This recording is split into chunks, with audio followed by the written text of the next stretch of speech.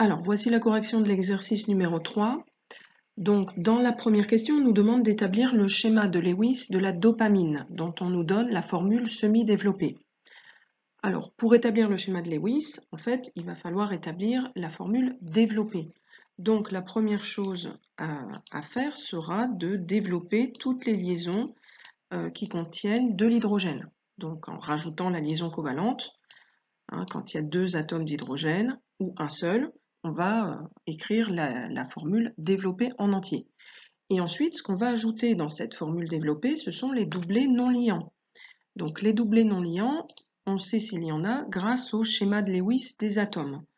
Donc je vous invite à regarder votre cours pour vérifier comment on obtient ces schémas de Lewis à partir de la configuration électronique et des électrons de valence que l'on va répartir tout autour de l'atome.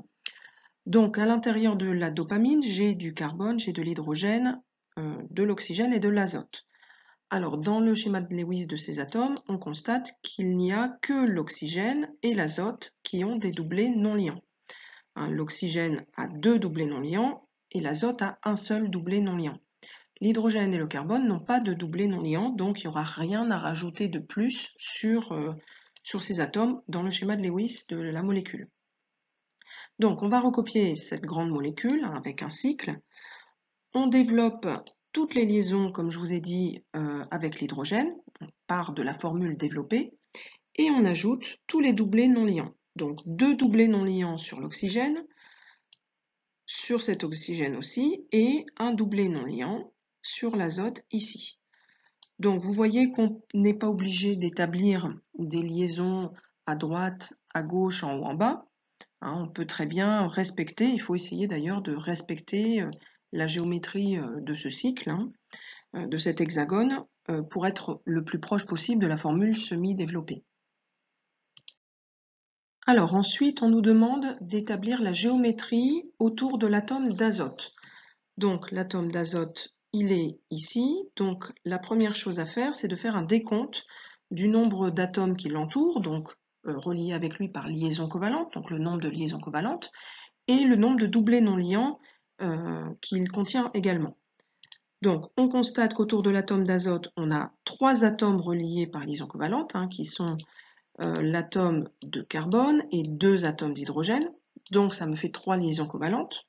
Les liaisons covalentes sont bien des doublés d'électrons. Et j'ai un doublé non liant.